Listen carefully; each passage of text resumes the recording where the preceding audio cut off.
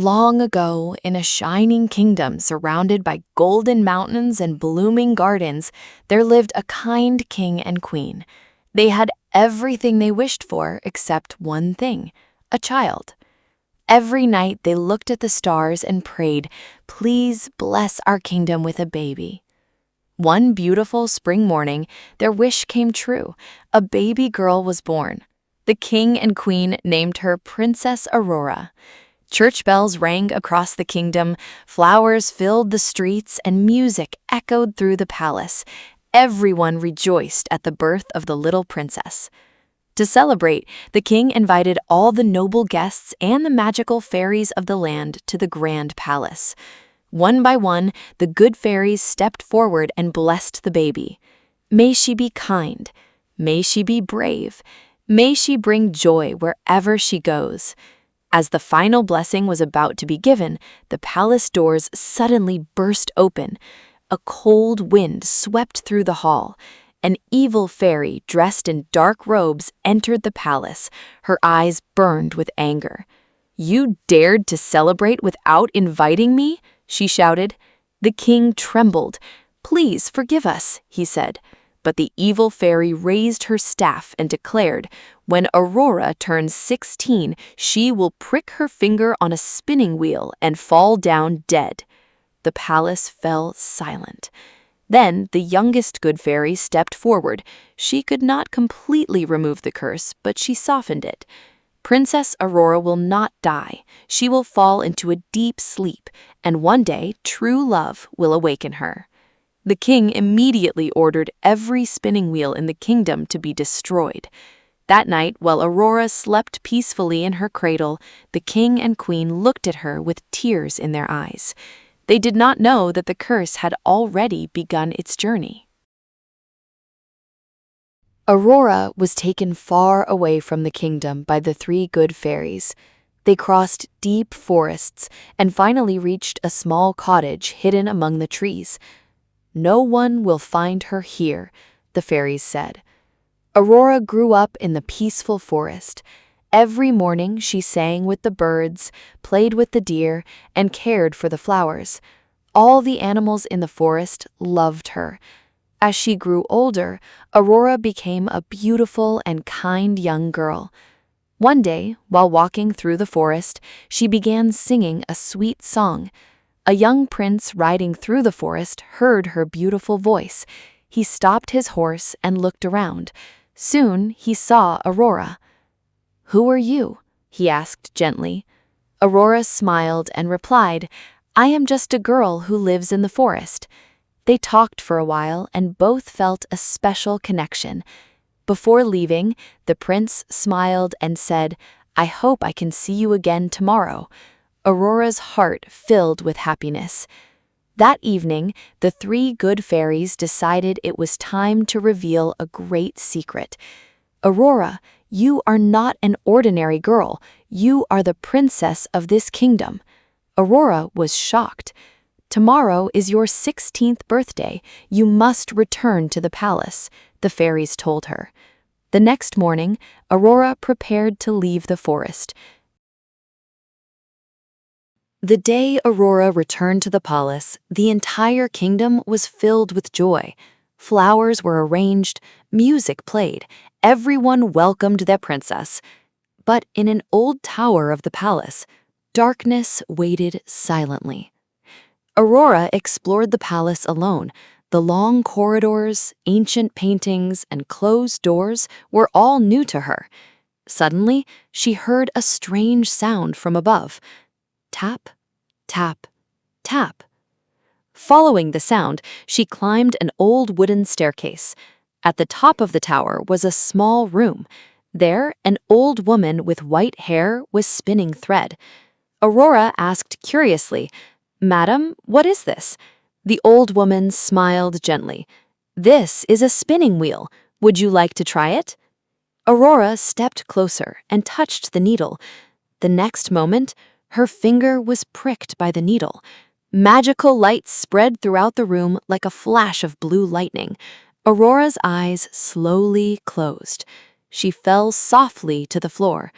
The old woman immediately revealed her true form. She was the wicked fairy. "The curse has been fulfilled," she laughed. At that moment, the good fairies rushed into the tower. They looked at Aurora and shed tears of sorrow. "She is not dead," the youngest fairy said softly. "She is in a deep sleep."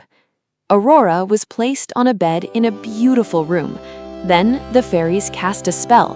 The king, queen, guards, servants, cooks, musicians, and everyone in the palace fell into a deep sleep. Slowly, the entire kingdom began to sleep in silence. Thorn-covered vines quickly grew around the palace. Within a few days, the palace had disappeared in the middle of a vast thorn forest. Many years passed. Aurora remained just as beautiful in her sleep, as if time had stopped. Many years had passed. Aurora was still in a deep, magical sleep. The three good fairies traveled across the world to find the true prince who could awaken her. They did not ask anyone anything. They simply watched what the princes did. In the first kingdom, a prince slept from morning until night. How can he ever save Aurora? The fairies wondered sadly, and they left. In the next kingdom, a prince was always eating. Food seemed to be his whole world. The fairies were disappointed again. In the third kingdom, a prince spent the entire day training with his sword, horse, and bow, but he had no kindness in his heart. "He isn't the right one either," the fairies said, and left. Finally, they reached a distant kingdom. There, they saw a young prince helping an old man. A little later, he noticed a small injured bird. He stopped his journey, gently picked it up, and placed it somewhere safe. The fairies looked at each other and smiled. "He is the one we've been searching for." He never called himself a good person, but his actions proved that he had a kind heart. The three fairies took him with them and set off toward the palace hidden behind the thorny vines. The three good fairies set off toward the palace with the kind-hearted prince. After some time, they reached the edge of a huge, thorny forest. Only the towers of the palace could be seen behind the thick vines. The prince drew his sword, but one of the fairies stopped him. "You don't need your sword. Your kind heart will open the path." The prince took one step forward. At that very moment, the thorny vines slowly moved aside, creating a glowing path. They entered the palace. The guards, servants, and musicians, everyone was fast asleep. Finally, they entered a beautiful room. There, Aurora was lying in a deep, magical sleep. The prince was shocked when he saw her. He didn't know she was the same girl he had met in the forest many years ago. He slowly walked toward her. The fairies quietly watched. The prince gently said, "I don't know anything about you, but I came here to save you." Then he gently kissed Aurora on her forehead. At that very moment, a brilliant golden light filled the entire room. Aurora's fingers slowly moved. Her eyes slowly opened. The first thing she saw was the prince. Then her face lit up with surprise. You're the young man I met in the forest." They looked at each other and smiled. Then they happily embraced each other. At the same time, the entire palace began to awaken. The king and queen opened their eyes. The guards, servants, and musicians, everyone awakened from their long, magical sleep. The thorny vines surrounding the palace slowly withered away. Flowers bloomed again. Birds began singing happily. The three good fairies smiled with joy. We knew he was the one who could save Aurora. The king and queen saw their daughter and embraced her with tears of happiness. That day, the entire kingdom celebrated with joy. Flowers filled the streets. bells rang throughout the kingdom. Aurora and the kind-hearted prince looked at each other and smiled, and from that day on, a beautiful new chapter of their lives began.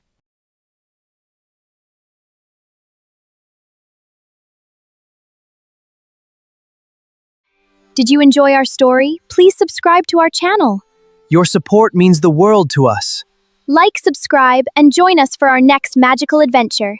Thank you. See you soon.